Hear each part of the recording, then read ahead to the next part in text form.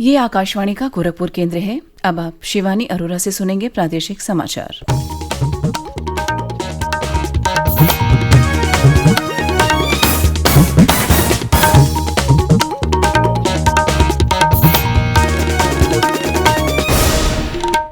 पहले मुख्य समाचार।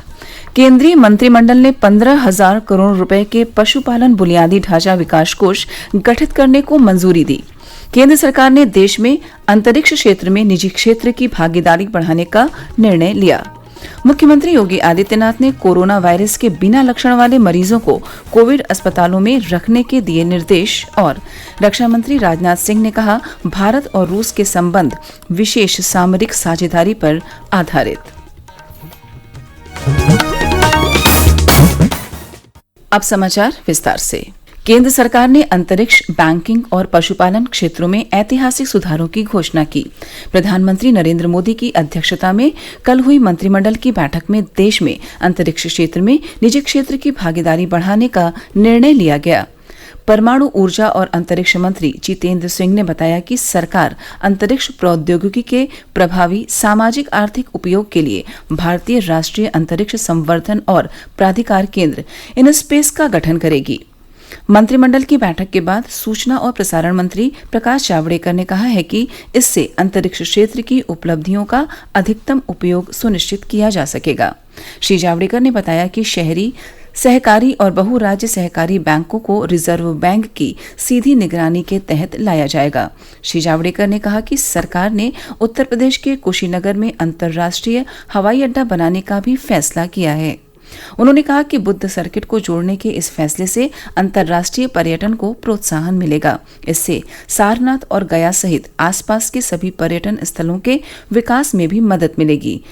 एक और महत्वपूर्ण निर्णय में सरकार ने पशुपालन, डेयरी और पशुधन संबंधी उद्यमों के विकास संबंधी बुनियादी ढांचे के लिए 15,000 करोड़ रुपए के पशुपालन बुनियादी ढांचा विकास कोष की शुरुआत की।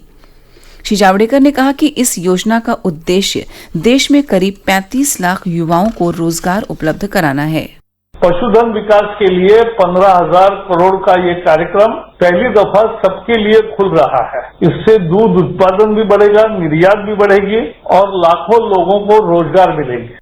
योजना के तहत बैंक संबंधित क्षेत्रों में उद्यम शुरू करने के लिए 90% तक ऋण देंगे। सरकार ने इस योजना के तहत सभी ऋण के लिए ब्याज में 3% की छूट देने की घोषणा की।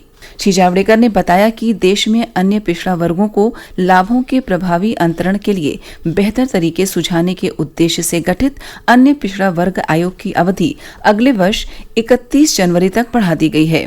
सूचना और प्रसारण मंत्री ने कहा कि भारत की लुक ईस्ट यानी भारत के पूर्व की ओर के देशों को महत्व देने की नीति के तहत ONGC म्यांमार में गैस के 2 ब्लॉक के अनुसंधान और विकास के लिए 990 करोड़ रुपए निवेश करेगी। हमारा पड़ोसी देश म्यांमार में 2 और गैस ब्लॉक में 909 करोड़ का निवेश करने का निर्णय किया है। आपको पता होगा, एक ब्लॉक म्यांमार में कोरिया, भारत एवं म्यांमार के कंसोर्शियम द्वारा संयुक्त प्रयास से 2002 से जहां काम शुरू हुआ और पिछले कुछ सालों में वहां से गैस आने लगा, आज तक 5,000 करोड़ का उसमें निवेश हुआ है। गेल इंडिया ने भी निवेश किया है और उसका जो पहला प्रोजेक्ट तैयार हुआ श्वेत, वहां से गैस आना केवल शुरू नहीं हुआ है, 2014 से वो पीक पर पहुंचा है। प्रधानमंत्री नरेंद्र मोदी ने कहा है कि पशुपालन अवसंरचना विकास निधि के गठन से इस क्षेत्र को बढ़ावा मिलेगा।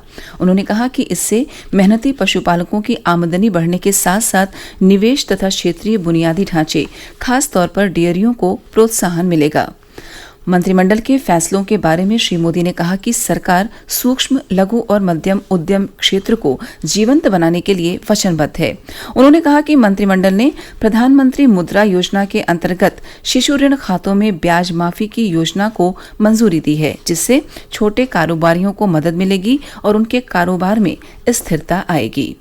कुशीनगर हवाई अड्डे को अंतर्राष्ट्रीय स्तर का बनाने के फैसले पर प्रधानमंत्री ने कहा कि यह उत्तर प्रदेश के साथ ही पर्यटन क्षेत्र और महात्मा बुद्ध के महान विचारों से प्रेरणा पाने वाले लोगों के लिए बड़ी अच्छी खबर है। उन्होंने कहा कि इससे यातायात संपर्क में सुधार होगा।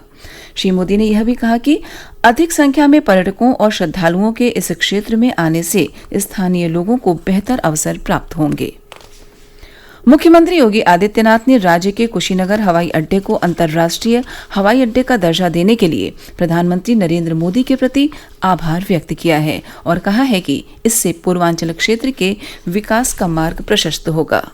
एक नई गति देने में भी इस इंटरनेशनल एयरपोर्ट की एक बड़ी भूमिका होगी। मैं इसके लिए आदरणीय प्रधानमंत्री जी का हृदय से आभार व्यक्त करता हूं और मैं विश्वास करता हूं कि एक तय समय सीमा के अंदर हम इसको न केवल दक्षिण पूर्व एशिया के उन सभी देशों से, भगवान बुद्ध से जिनका अपना एक आत्मीय संबंध जो देश जोड़ते हैं, इन सभी के साथ संवाद बनाने में और उनको एयर कनेक्टिविटी मिलने से वे लोग आसानी से यहाँ पाएंगे। आकाशवाणी के लखनऊ संवाददाता ने बताया कि मुख्यमंत्री ने राज्य के लोगों को बधाई दी और कहा है कि पिछले 3 साल के दौरान राज्य में 2 अंतर्राष्ट्रीय हवाई अड्डों को मंजूरी दी गई है। कुशीनगर हवाई अड्डे को अंतर्राष्ट्रीय दर्जा मिलने से बौद्ध सर्किट का और विकास होगा, जिसमें कुशीनगर, सारनाथ, श्रावस्ती, कपिलवस्तु, कौशाम्बी, संकिसा, लुम्बिनी और बोधगया शामिल हैं और इनमें से 6 उत्तर प्रदेश में हैं। प्रादेशिक समाचार आप आकाशवाणी गोरखपुर से सुन रहे हैं। मुख्यमंत्री योगी आदित्यनाथ ने कोरोना वायरस के बिना लक्षण वाले मरीजों को कोविड अस्पताल में रखने के निर्देश देते हुए कहा है कि 1 लाख से अधिक चिकित्सा जांच टीम के गठन की कार्यवाही को तत्काल अंतिम रूप दिया जाए। उन्होंने कहा है कि इस संबंध में टीम के सदस्यों को प्रशिक्षण देते हुए सभी आवश्यक जानकारी तथा सामग्री उपलब्ध कराई जाए। श्री योगी कल लखनऊ में एक बैठक के दौरान लॉकडाउन में ढील की व्यवस्था की समीक्षा कर रहे थे। उन्होंने कहा कि ज्यादा से ज्यादा नमूने लेकर जांच क्षमता को बढ़ाया जाए। रक्षा मंत्री राजनाथ सिंह ने कहा कि भारत और रूस के संबंध विशेष सामरिक साझेदारी पर आधारित हैं।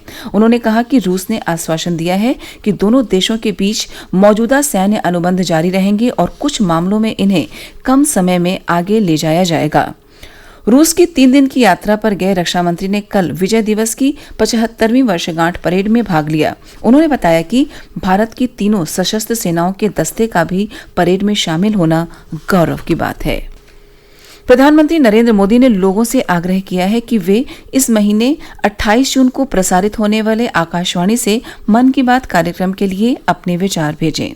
प्रधानमंत्री ने अपने ट्विटर संदेश में कहा कि मन की बात कार्यक्रम एक ऐसा जीवंत माध्यम है जो 130 करोड़ भारतीयों की शक्ति को दर्शाता है।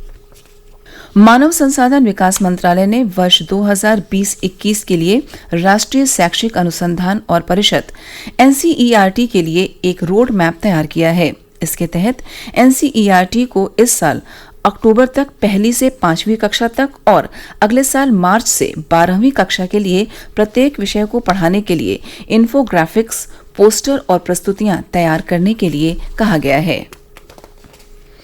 देश में एक दिन में कोविड-19 के 2 लाख से अधिक जांच करने का कल नया रिकॉर्ड बनाया गया। 3 महीने पहले यह आंकड़ा प्रतिदिन 100 मामले की जांच का था।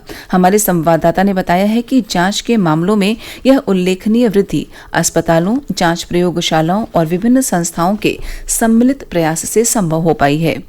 भारतीय आयुर्विज्ञान अनुसंधान परिषद ICMR ने कहा है कि उसने अब कोविड-19 के नमूनों की जांच के लिए देश भर में 1000 प्रयोगशालाओं की व्यवस्था की है। इस बीच देश में संक्रमित मरीजों के स्वस्थ होने की दर 56.70% हो गई है। अब तक 2,58,685 संक्रमित रोगी ठीक हो गए हैं। पिछले 24 घंटों के दौरान 10,495 रोगी स्वस्थ हुए।